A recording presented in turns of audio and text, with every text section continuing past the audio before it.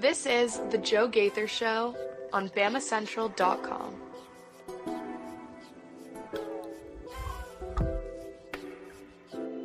Good afternoon, Tuscaloosa, Internet world, West Alabama. How are we doing on this Thursday? It's the Joe Gaither Show right here on Bama Central and BamaCentral.com. You're watching us on Facebook, YouTube, and Twitter at Joe Gaither6 or on the Bama Central YouTube channel. You're listening to us on Spotify, Apple Podcasts, or on Amazon, wherever you get your podcasts. You can find, download, rate, and review the Joe Gaither Show right here on Bama Central and BamaCentral.com. We're going to have a lot of topics to run through on a Thursday, so we want to get right into them. Apologize we missed the show yesterday because we were up in Birmingham for the Regions Tradition. We'll talk about what we heard from head coach Kalen DeBoer. We'll talk about DaShawn Jones making his commitment official after teasing the public just a little bit. We'll talk about Alabama softball losing yesterday to LSU in absolutely brutal fashion, 14 innings, losing and being eliminated after just one game in the SEC tournament.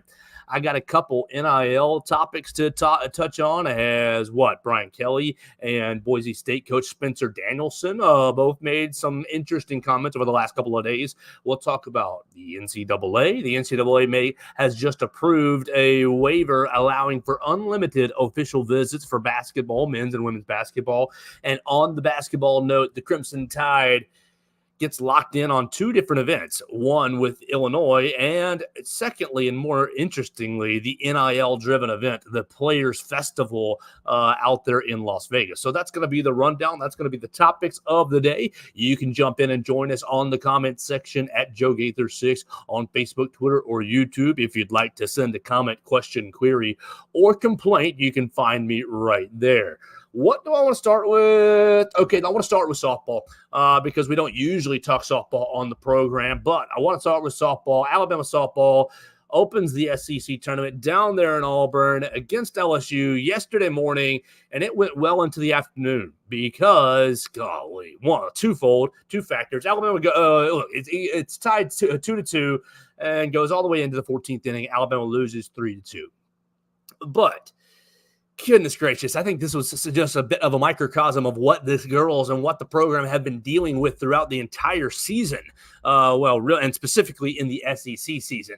Alabama gets out to a 2-0 start yesterday, right in the first inning. And that's great. I mean, you felt great about that. Wow, Alabama gets on the board early. You're 2-0. This is going to be a new day. The season it's a new season. We heard Coach Patrick Murphy talking about a fresh slate on Tuesday, and okay, it looked that way. You get out to a 2-0 start. Perfect.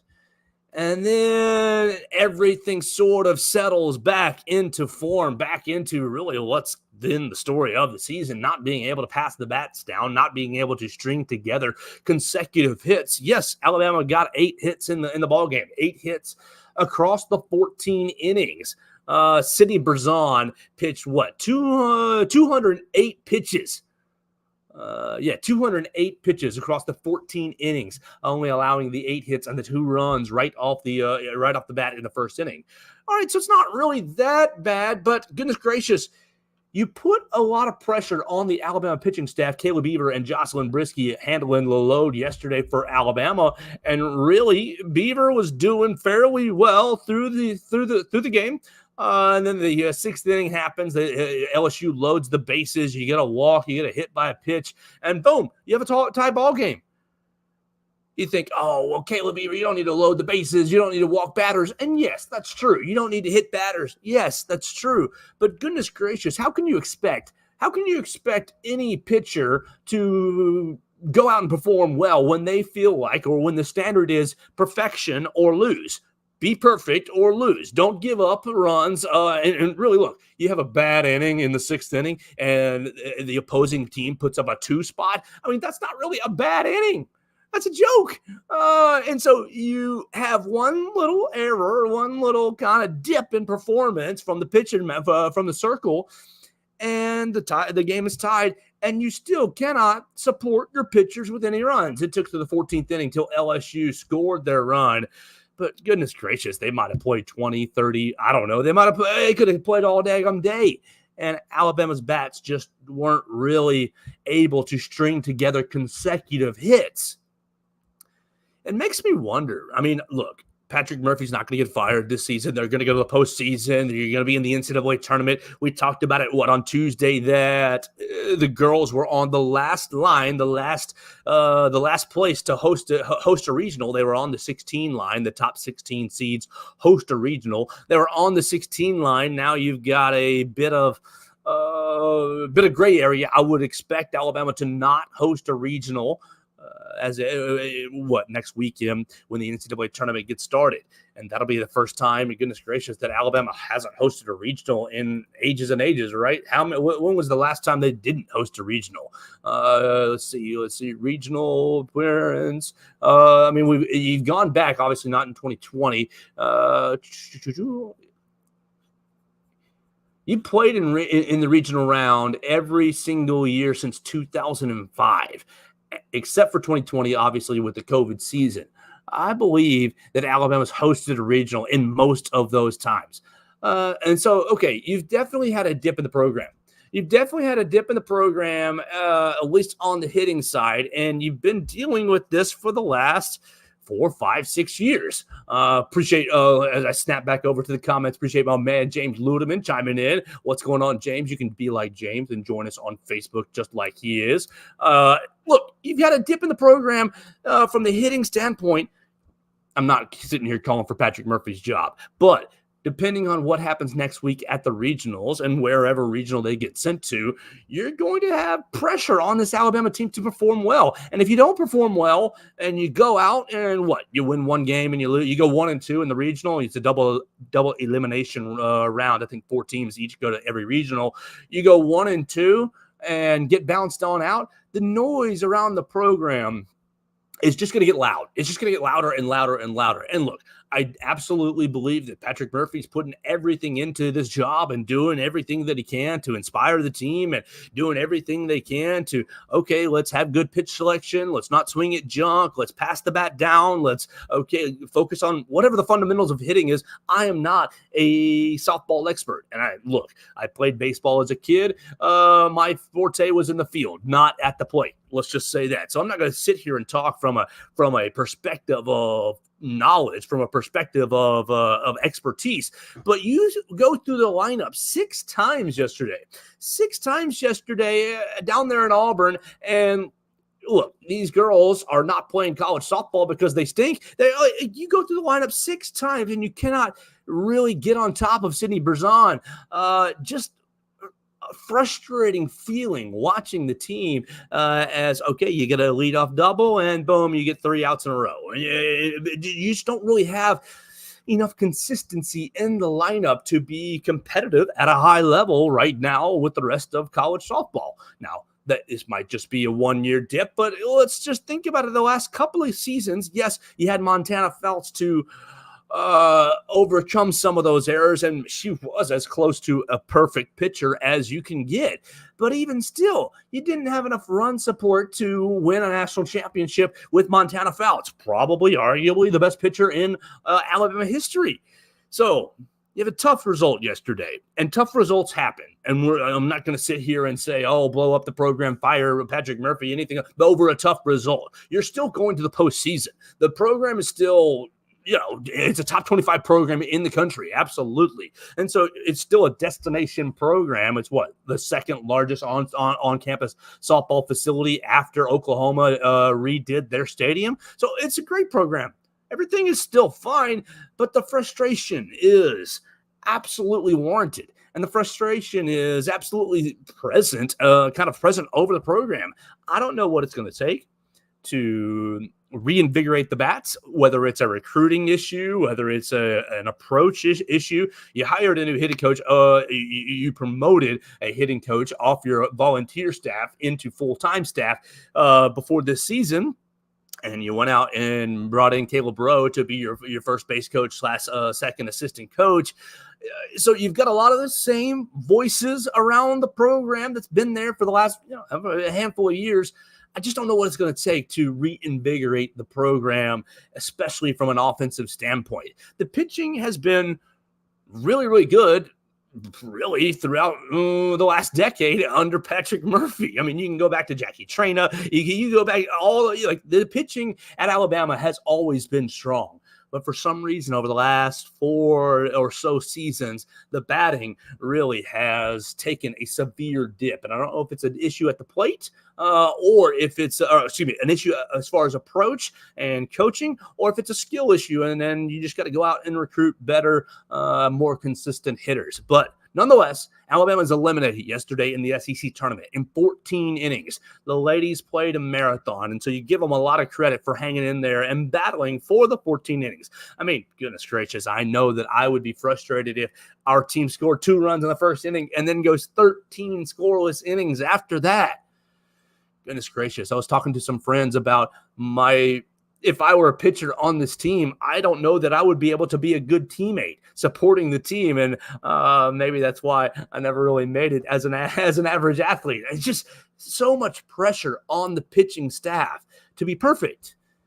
And so we'll see if the bats can get unlocked next week in the regional round, because they will be qualified for a regional. I don't think that they're going to host anymore. And if they do host, I wonder if that's going to be some committee bias based on, Alabama's history being a historically good program.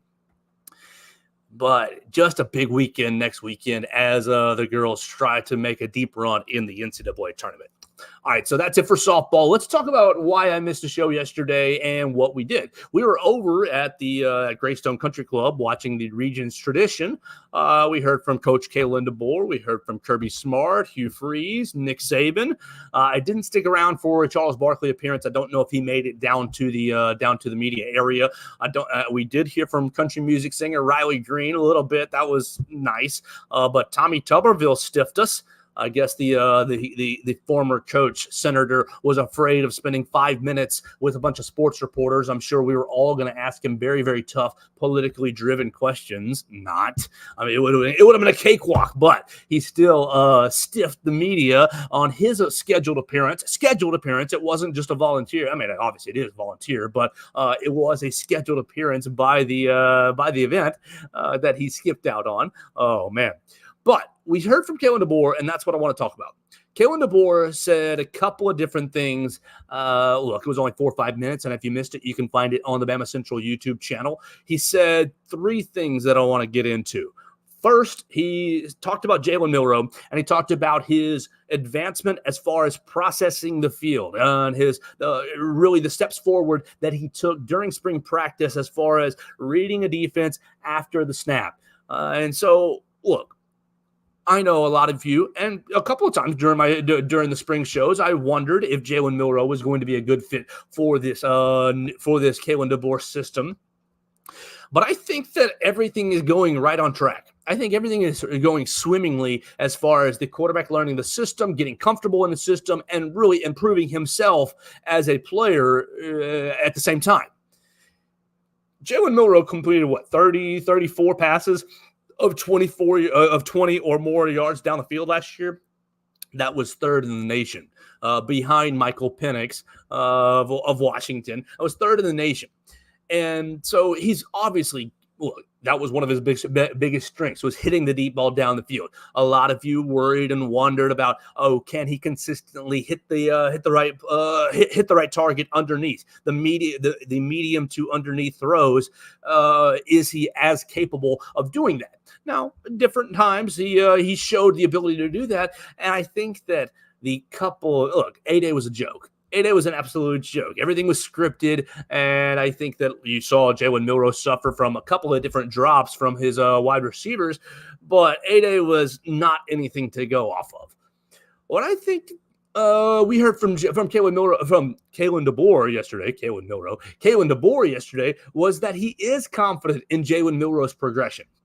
You're sitting here May 9th, and the guys are going to re-report back to Alabama. I guess May 28th, May 30th, I think, is the start of Summer 1. So they'll re-report then. But for a couple of months progress, for February, March, April, right? That's the 3 months progress that Jalen Milroe got with Kalen DeBoer. I think that he sounded very confident in him.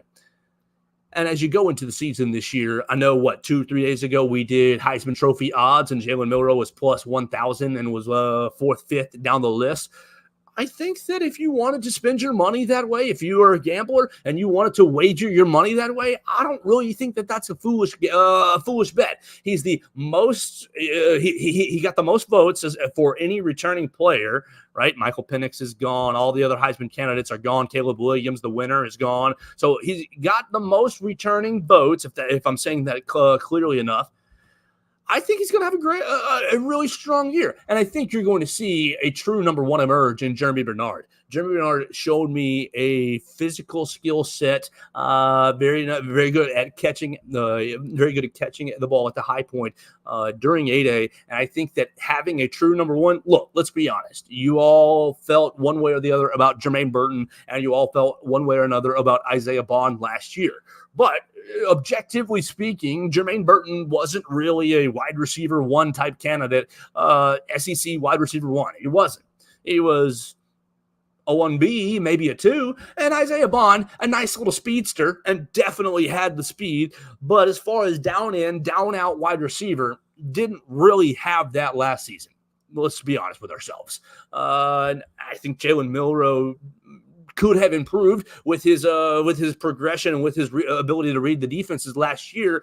But I think it was a little column A, a little column B, with the wide receivers not being as consistent as they needed to be, and Jalen Milroe not reading the field as well as he needed to as well. I think Jeremy Bernard, his ability and his consistency will basically go hand in hand with Jalen Milroe's improvement, and the two of them together are really going to unlock this offense, and you'll see guys like Kendrick Law and Kobe Prentice and Ryan Williams be some of the guys that really become beneficiaries, because Jeremy Bernard is going to be one of those guys that, okay, we got to really game plan for this guy. You didn't have to game plan for Isaiah Bond. You didn't have to game plan for Jermaine Burton. They were just dudes last season. And, quality dudes. And obviously you love the Gravedigger play. Thank you, Isaiah Bond, for making that catch down there in the corner of the end zone. But they're just dudes. And I think that you will see an improved receiving core, and that will result in even better numbers for Jalen Milroe. The second thing that Kalen DeBoer talked about was the transfer portal and James Brockermeyer and really Parker Brailsford. All three kind of wrapped into two different answers. We asked him about the transfer portal. He said, really what we've been telling you, Alabama has limited spots. Alabama has limited space to fill. You only had a couple of spaces to fill when the spring transfer portal window closed. I think you're at 2 spaces, maybe 1 or 2 spaces remaining. I guess my math has not been that good, but I think you're at 2 spaces remaining, and that makes it complicated. You don't just go out there and fill those 2 spaces with any old Jimmy or any Billy or anybody, right? You got to get the right fits, and I think you're seeing the patience really drive Alabama. I think a lot of people are like, oh, why hasn't Alabama gone after this guy? Why hasn't Alabama gone after that guy? You've seen a lot of corners that they, didn't land. It did land a corner yesterday, mid-evening. DaShawn Jones did officially announce his commitment to Alabama. I guess he silently committed on Sunday, and then he put out a very strange tweet on Wednesday morning. The recruitment is still open, but later on in the day, on Wednesday, he announced his decision that he is coming to Alabama. So you fill the cornerback spot. You've got 2 spots remaining. Coach DeBoer basically says, because of the limited spots, we've had to be very choosy, is the word that he used. So look, you can't just go take, oh, this guy's awesome, let's take him. You got to understand fit and how they're going to fit in on the field in Bryant-Denny Stadium, but fit in the locker room as well. And so I think that has been the root cause of why the transfer portal acquisitions haven't been coming as quickly as maybe some of the Alabama fans may have liked. I think you are going to get a commitment before the day is over. I think you're going to see King Mack, the safety from Penn State, probably go ahead and announce his commitment to Alabama. I do think you're going to wrap up the recruiting by the end of the weekend. I think you'll see King Mack and Geno Vandermark. We've talked about Geno Vandermark, the offensive lineman. I think you'll see both of those guys commit to Alabama before the end of the weekend. And whether you're able to get Khalil Jacobs, the South Alabama linebacker, into the system or not, I think it's going to be up to fudging a little bit of the numbers, and let's see what we can do with these scholarship numbers. Do one of the in-state guys end up going on some sort of an NIL-based scholarship or not? But Kalen DeBoer basically saying we're choosy in the portal right now. He also complimented James Brockermeyer for the work that he did, but said, I think we'll be just fine, to close his answer. He said, all this hooey, yada, yada, yada, good stuff. Thanks, James, for your time, for your effort. And ended it with, I think we'll be just fine. The next follow-up was, well, what about Parker Brailsford's return? And he basically stayed consistent. His answer about Parker Brailsford has always been, he's going to be with the team in June. He's going to return to the team in June when everybody reports.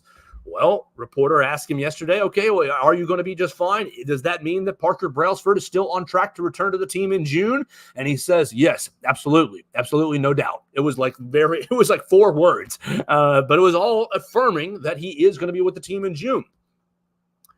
Goes into really the importance. Look, if he's not with the team in June, goodness gracious, I think you're in trouble, especially in trouble in the middle. Now, you get Gino Vandermark, you're in less trouble.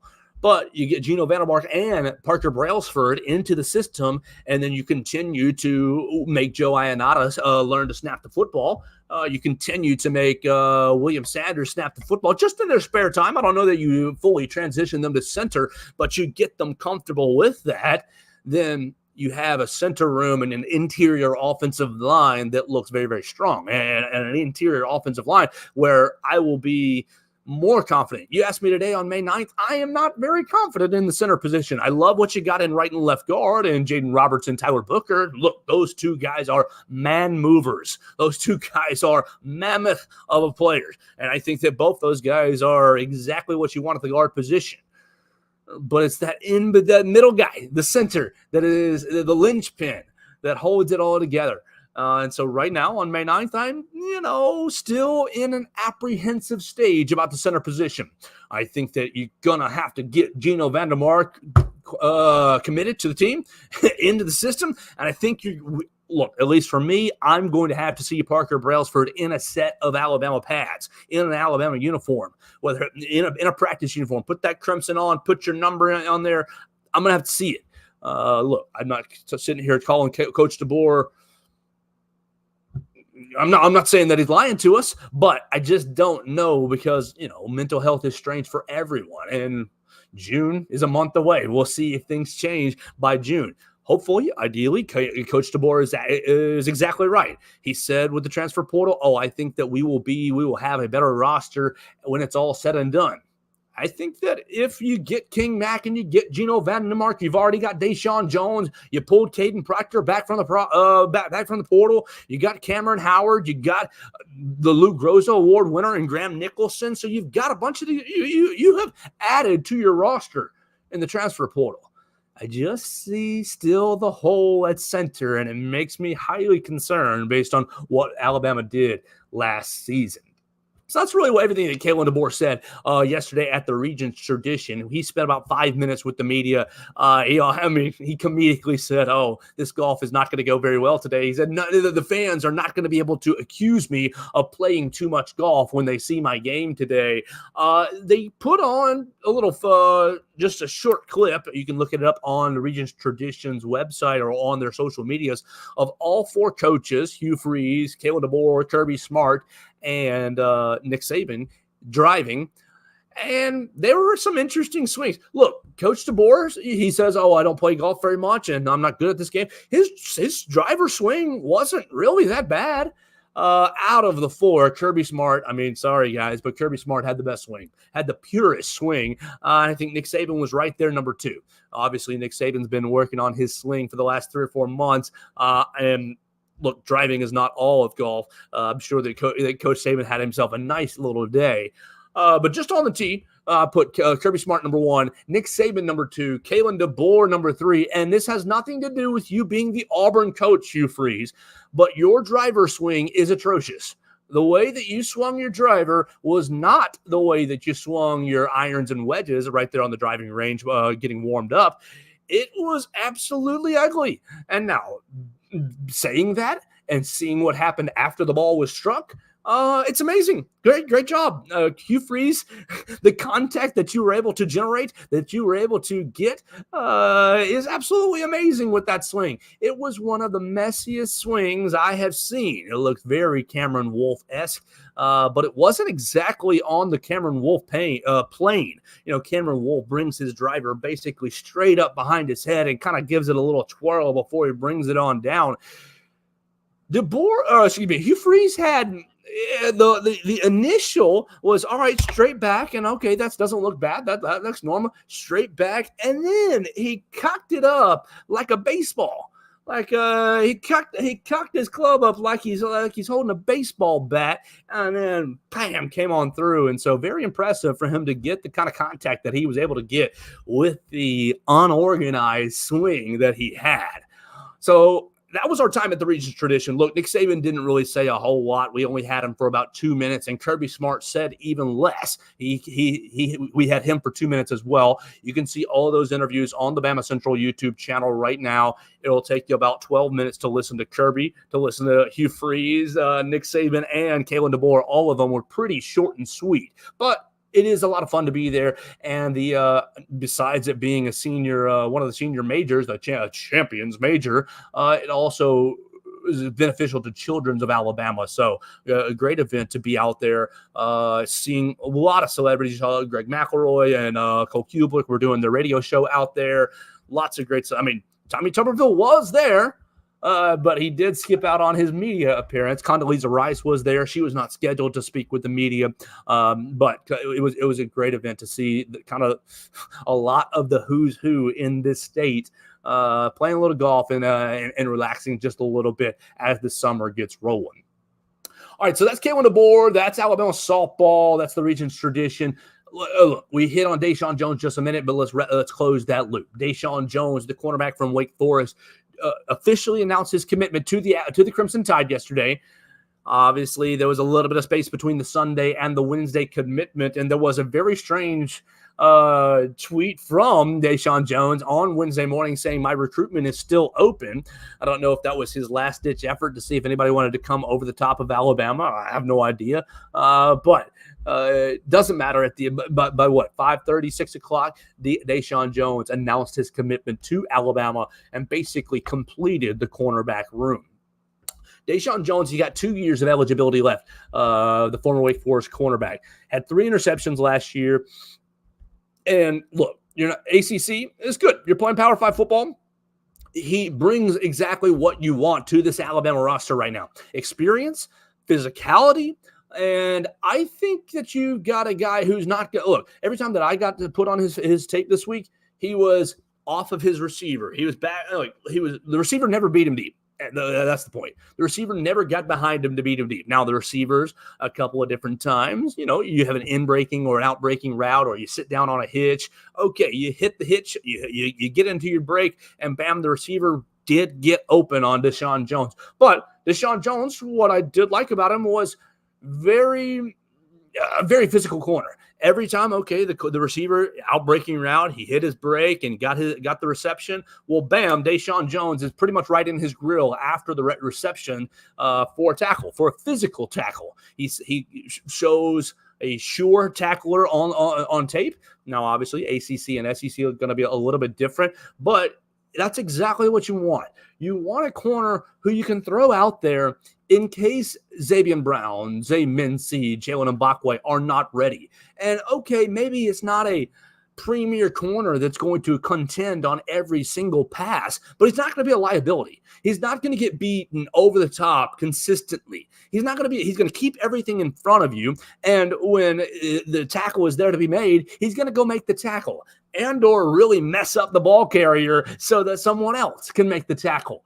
And so from a fit standpoint on the field, I think it makes perfect sense, and I think it's great. I think that Kalen DeBoer, I think Kane Womack and Mo Linguist and Colin Hitchler all hit, it's not a home run, but it's a nice double. It's a nice gapper double. And you can look, you keep hitting doubles in the recruiting trail, you're going to have a pretty good team, I think. So DaShawn Jones announces his commitment, and you're looking for King Mack and you're looking for Gino Vandemart to round out the transfer portal class. I think you'll see King Mack pretty much in the next 24 hours. Really, I think it's probably going to be in the next 45 minutes to an hour. But we'll see when King Mack, the Penn State safety, what he ends up doing very, very soon. All right, so that's killing the board. DaShawn Jones, Alabama softball. What do I want to get into next? Oh, my gosh. Yesterday, I wanted to talk about this, but we didn't get to it because I was over at the Regents Tradition. Yesterday first, Alabama and Illinois announces their Alabama and Illinois announces a basketball series. Alabama is going to play up there in Chicago. Illinois is going to come down to Birmingham. It's going to be Birmingham this coming season. The Alabama-Arizona game that was supposed to be in Birmingham is pushed back by 1 year. Not that big a deal, in my opinion, but you get another high-profile, not a home and home, but almost home and home, kind of an neutral court, high-profile neutral court games against a Power 5 opponent. But on Tuesday was more interesting to me for Alabama basketball. On Tuesday, if you looked at CBS Sports or if you looked at BamaCentral.com, you could see that Alabama was invited to an event in Las Vegas, the Players Era Festival. The Players Era Festival out there in Las Vegas is going to be a one-of-a-kind event. It's going to be crazy. Look, I don't know if you watch the basketball tournament in the summer after NBA is over. Basically, it's an amateur basketball tournament that some organizers put on, and the winners get $1 million. And look, you get older players, you get college players who are not quite at the peak of their playing time. Last year, Alabama did field a team, and you saw a couple of former Alabama players representing Alabama. They lost, I think, in the first or the second round, so they didn't win the money. But it is a cool event. Yeah, it's not LeBron James and it's not Steph Curry in the event, but these guys play hard for $1 million. And you've got the Elam ending, which is a little bit complicated to explain, but it's a fun event for $1 million. And so college basketball, basically, these folks out in Las Vegas have orchestrated this event where they say, oh, we're going to steal that idea, but we're going to make it these college basketball teams. They're going to give $1 million to all 8 basketball teams participating. You got 7 teams locked in already. Alabama, Houston, Oregon, Texas A&M, Notre Dame, Rutgers, and San Diego State. Who's that 8th team going to be? Woo, it's going to be interesting to see. But you get $1 million right into your NIL fund right off the bat.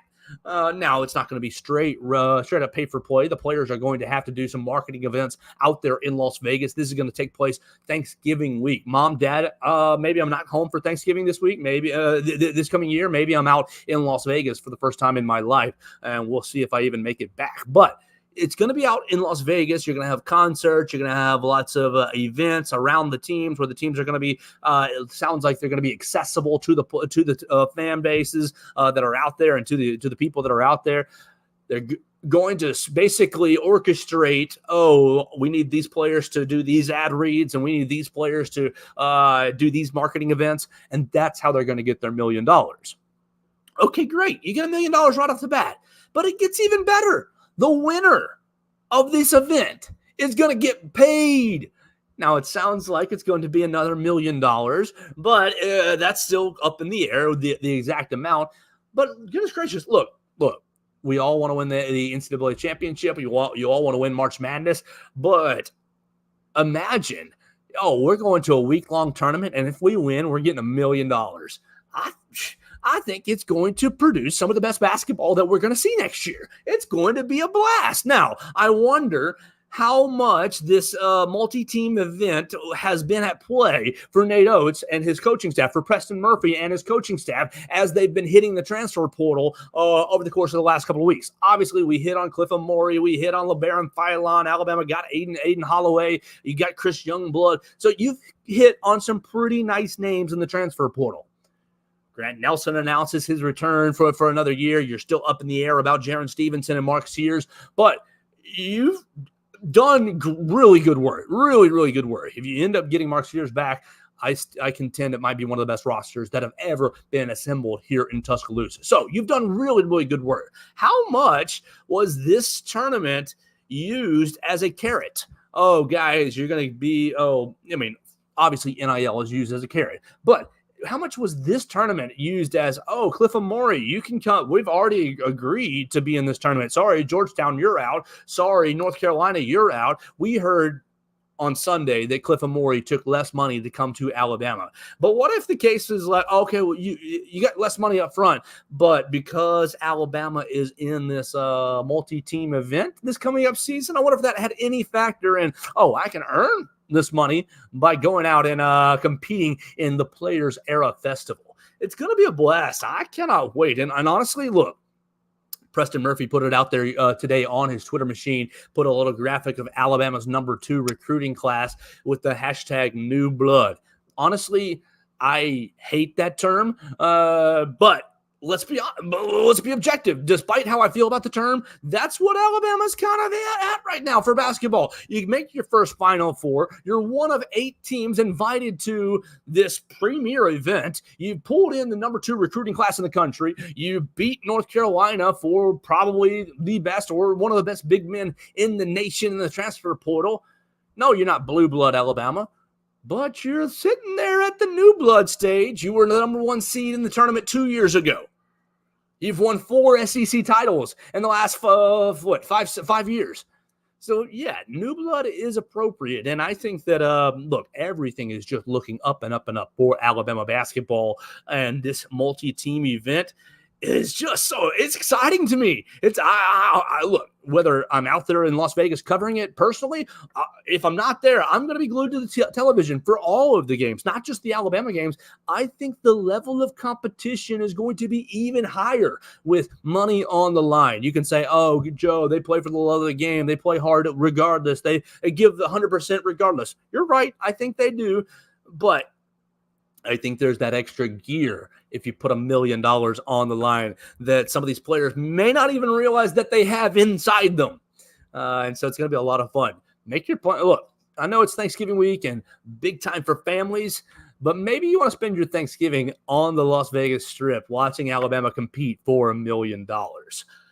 Let's keep it on the basketball train and talk about Mark Sears. Mark Sears, look, still in the NBA draft process, and they've got to go through NBA Combine in the next couple of days. I think that's on the 11th.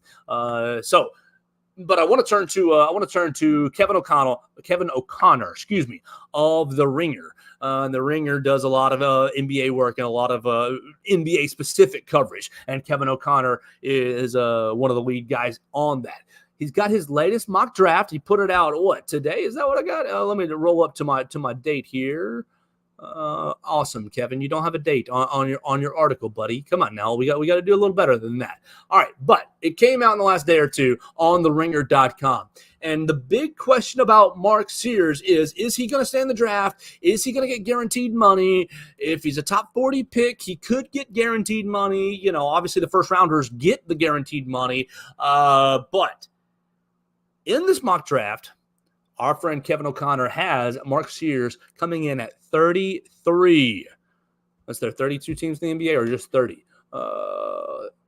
33 to the Milwaukee Bucks. His short little capture. Sears is a smaller guard who would be surrounded by giants on the Bucks, which could be a perfect fit for him and provide a spark as an apprentice behind Damian Lillard. Can I see that? Perfect. A clutch guard who can drain shots from all over the floor while providing reliable playmaker. Pluses, a talented shot creator with pace in the pick and roll and knows how to leverage his scoring to draw the gaze of multiple defenders. A skilled passer who can spray the ball around the floor. He can make routine plays like bounce passes to rollers or accurate lobs to cutters, but he'll also use his offhand to fire fastballs to three-point shooters. These skills could be enhanced with NBA spacing. Go down to his minuses. He's limited athletically by a lack of burst off the dribble, so he'll need to develop elite footwork to become a true shot creator. He's forced a ton of shots at the rim, possibly because of his oversized role at Alabama, but he'll need to distribute more at the next level. Careless with some passes because he either doesn't see a defender or hits a player who isn't ready to receive the ball. An undersized defenders like him will always get targeted by offenses. The Jalen Brunson comparison is also relevant in this sense, and Sears is about an inch shorter and 10 pounds lighter than Jalen Brunson. So, look, at 33, you getting drafted at 33, Mark Sears to the Milwaukee Bucks? I don't know. That's not good news if you're an Alabama basketball fan hoping to see Mark Sears return to Tuscaloosa, but it's just one draft pundit. We'll see as we get closer and closer to the draft if he's going to stay in, and we'll keep watching mock drafts. But Kevin O'Connor has Mark Sears getting drafted at 33rd overall. Now, it's not guaranteed money, but you're right in that range where you can negotiate guaranteed money. And so, look, I do like the fit. I know I got a buddy who's a big Milwaukee Bucks fan, and I would like to see him happy with our friend Mark Sears. Two more things for us, and they're NIL-based right here on a Thursday. I want to talk about Spencer Danielson. You say, who? Spencer Danielson is the head coach of the Boise State Broncos. Great. Awesome. Good luck out there. Spencer Danielson goes out into some interview or into the media over the last couple of days and says that I cannot believe he said this. I cannot believe it. NIL, our freshmen are not eligible to take NIL. You have to earn it. You have to be a second-year player or more to earn NIL. And look, I know that a lot of you people hear that and you're like, yeah, that's great. Make them earn it.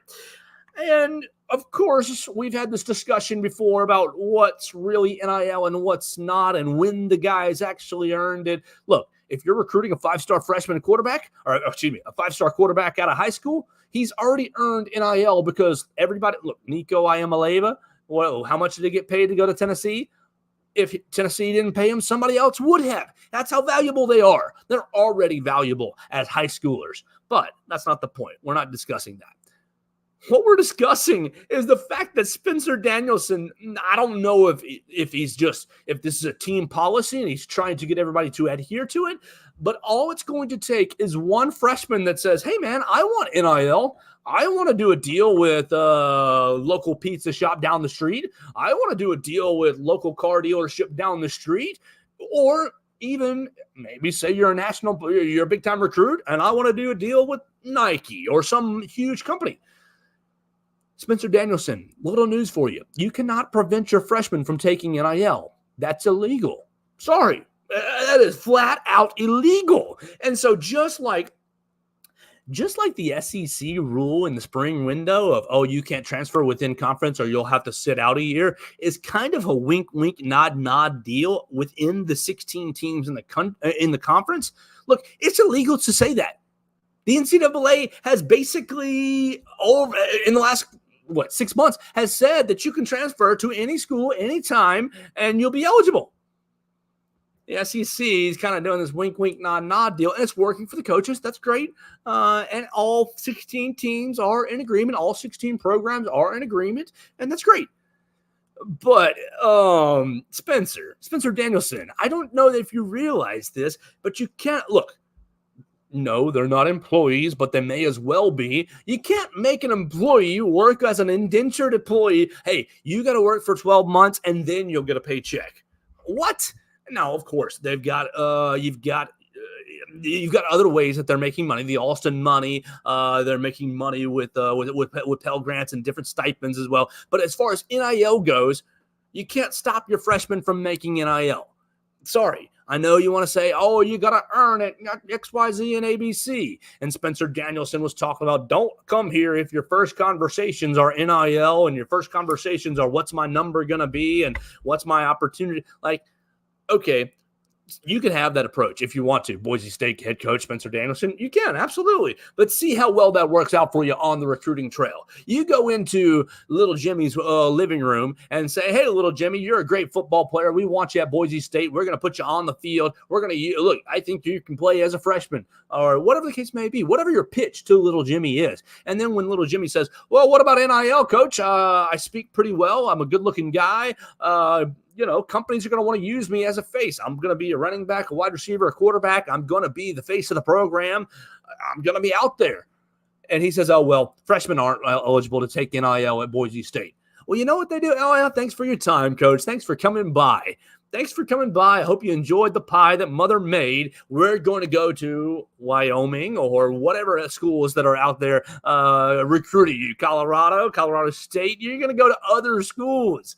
This is not going to work for you, one, on the recruiting trail, but two, if it does, if you were able to pull it off, it's frankly illegal to keep these kids from making the NIL. So good luck with that, Spencer Danielson. We'll see how Boise State fares on the recruiting trail in the future with that kind of messaging going out there. The second thing for NIL that I want to talk about is Brian Kelly. You guys were probably on social media and you saw Brian Kelly talking to one of the local television stations down there in Baton Rouge. And basically they asked him, okay, how's the spring transfer portal window going for you? And Brian Kelly pretty openly said, not well.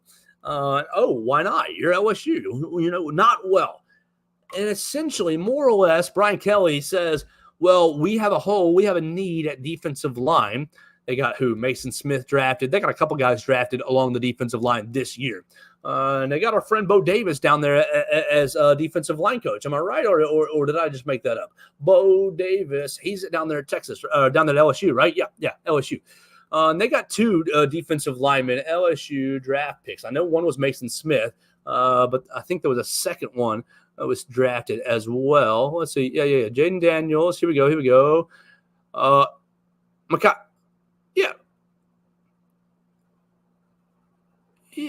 Mekhi Wingo, and then Jaquelin Roy. Here we go. Yeah, Mason Smith and Mekhi Wingo were the two defensive linemen that were drafted this year. Mason Smith in the second round and Mekhi Wingo in the sixth round. All right, so Brian Kelly, we got a pretty big hole at defensive line. But he basically says we're not going to go out there and buy players. And on the surface, great, good for you, Brian Kelly. No, we're not going to buy players. Well, look, that's the way of the world right now. You either need to pony up or get left behind. Pony up or develop what's on your roster and prevent them from going into the transfer portal. Kirby Smart yesterday saying, we did fine in the transfer portal because we retain our roster. Okay, Brian Kelly, retain your roster and develop your roster if you don't want to go buy players. But I think that Brian Kelly's comments were overblown. I think that Brian Kelly's comments, a lot of people took that to mean, you're not at Notre Dame anymore. You can buy players. You can afford it. You don't have the same academic restrictions. And I do think that LSU's NIL packages are fairly good. I think they're competitive along with the rest of the SEC. But I think Brian Kelly didn't really communicate his point very well. Because I think they would buy players if the player was the right player. Look, you're not turning down any monstrous defensive lineman. But what you've seen in the transfer portal in the last 3 weeks or so is that defensive lineman is at a premium. Lots of programs want defensive linemen. And so let's say I'm an average talk show host, but talk show hosts are at a premium at radio stations or podcast places or whatever. That's going to make my value inflated. And so let's say you're a television station, radio station, podcast place, and you're like, okay, we need a talk show host, but we don't want to overpay. Why would that's what LSU's doing right now. That's what Brian Kelly's what he should have, how he should have communicated it. Because I think that LSU will and would pay for the right defensive lineman, but you've heard numbers like $800,000, $900,000, 1.2, 1.4. You've heard in that range for that's what it takes to get a defensive lineman. All right, you're at a position of premium. That's what it's going to take. Why would you pay 1.2, 1.4, 900,000? Why would you pay these premiums for players that you don't see, that you don't You don't think they're worth it. You don't think that they're going to recoup. You're not going to recoup the value on these players. Yeah, they might get thrown out there as a rotational defensive lineman, but if I'm spending $1.2 million, your ass better be on the field for all 3 downs every single time. And you better be, oh my gosh, you better be Glenn Dorsey out there from an LSU perspective. I don't think that really there's a Glenn Dorsey in the transfer portal. I don't think there's a Mason Smith in the transfer portal. They're second-round pick. And so if there were, I'm sure that Brian Kelly and his LSU staff would say, all right, yeah, well, let's go get us a guy like Mason Smith's caliber, a second-round pick who's going to be an impactful player. Now, obviously, Mason Smith dealt with some injuries this year, and that's just bad luck. But I think that really what Brian Kelly was trying to get at was we're just not going to overpay for players that we don't think are going to be impactful. Look, I think that if I were in a locker room and I knew that a transfer came in, oh, Billy, you're our new defensive lineman. We paid you $1.2 million to be here. And Billy maybe it wasn't that good or it wasn't a fit or didn't earn a starting job. I think that would create issues in the locker room. Hey, Coach Kelly, I'm better than Billy. Come on. Where's my raise? Where's my raise? Where's my value? Like you paid Billy $1.2 million to sit on the bench or to be a rotational defensive lineman. Where's my money? And so it's a layer of complication. If you overpay for these players, you better put them out there on the field. And then if they're not really what they're billed to be, then what happens to, are you going to go back into the portal the next year and spend another $1.2 million on an average defensive lineman? Or are you going to create a ripple effect in your locker room where, everybody's upset that transfer portal player B got in here and didn't really impact the team very much, but got paid a lot of money? I think that it creates a lot of complications. So Brian Kelly, I think that he wasn't very clear. 3 days ago about not paying for defensive linemen. I think LSU will pay for a defensive lineman for the right defensive lineman. I just think that his overarching point was really, these guys aren't really worth what they're coming at, what they're being shopped for. And if they're not worth what they're being shopped for, don't you want your coach not to spend that money? Don't you want your coach to save that money for maybe a 5-star high school senior? I would.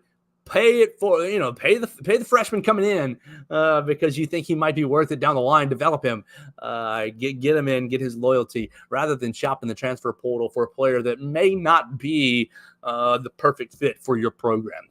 Last thing for us, and it's very, very minor, it's the NCAA. The NCAA announced today, according to our friend Nicole Arbach.